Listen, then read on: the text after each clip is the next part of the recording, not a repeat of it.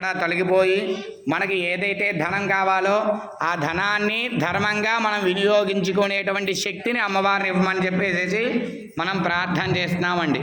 అంటే ధనం ఏ విధంగా వచ్చినప్పటికీ కూడా ఏటిలో నీటిని ఏమండి, అదేవిధంగా చేతిలో ధనాన్ని ఎవ్వరూ కూడా ఈ సృష్టిలో ఆపలేరు.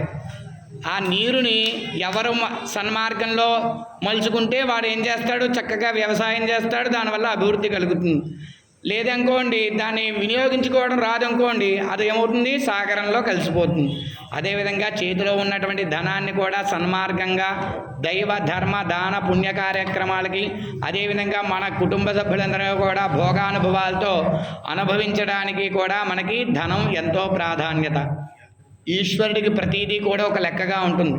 ఉదాహరణకి పుష్పాలు ఎవ్వరూ కొయ్యలేదనుకోండి, తర్వాత ఏమవుతుంది, అవి పుష్పించడం మానేస్తాయి. చాలామంది అనుకుంటూ ఉంటారు కడియంలో పువ్వులు అవి కూడా వాళ్ళు తక్కువ ధరకి ఇవ్వట్లేదు ఏంటండి, అలా నేల మీదైనా వంపేస్తారు, కానీ దాని బదులు రూపాయో అనాయో అర్ధనాయో వస్తుంది కదా అని అమ్ముకోవటం లేదు, అలా అని చెట్టుకు వదిలేయటం లేదని అనుకుంటాం. ఏమండి, చెట్టుకు వదిలేయడం ద్వారా ఏమవుతుంది, మళ్ళీ అది పుష్పించదు. అంటే దాని యొక్క పుష్పించేటువంటి శక్తి క్షీణించిపోతుంది. అందుకని రైతు కోసేస్తాడు, దాన్ని డబ్బులు వృధా అని తెలిసినా కోసేస్తాడు. కానీ మార్కెట్ ధర బాగోకపోతే అవి అమ్మేయడనుకోండి, ఈరోజు తగ్గింది కదా అని చెప్పి 10 రూపాయలకి అమ్మితే రేపు అన్నాడు మనం పెరిగినప్పుడు కూడా 10 రూపాయలకి అడుగుతాం, అవునా కాదా?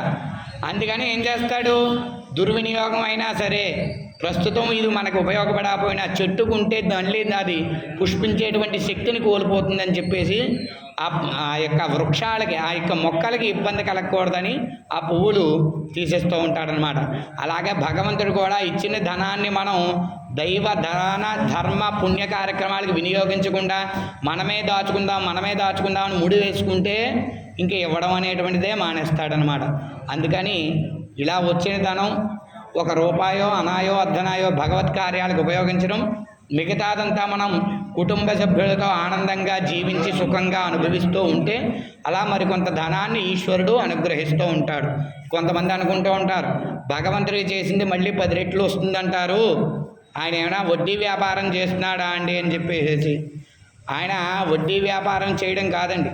ఉదాహరణకి ఒక తల్లి తండ్రి పిల్లవాడికి ప్రతిరోజు ఒక 15 రూపాయలు ఇచ్చేయడనుకోండి, వాడు ఒక 5 రూపాయలు దాచుకుని 5 రూపాయలు జాగ్రత్త పెట్టుకుంటూ మన పెళ్లి రోజుకో పుట్టినరోజుకో ఒక కానుక తెచ్చిచ్చేయడనుకోండి, మనం ఇరుగు పొరుగు వాళ్ళతో చెప్తామా లేదా? ఏమని చెప్తాం, మా పిల్లాడు కొని ఇచ్చేయడని చెప్తాం, ఆనందంగా చెబుతాం.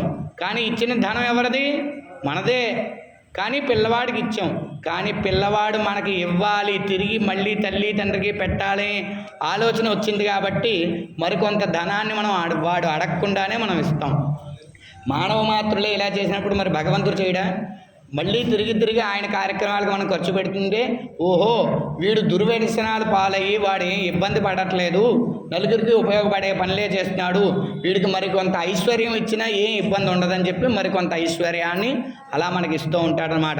ఇదే లక్ష్మీతత్వం. 2 నుంచి 4వ అధ్యాయం దాకా కూడా మహాలక్ష్మి ఇదన్నమమ అంటూ హోమం చేస్తూ ఉండండి.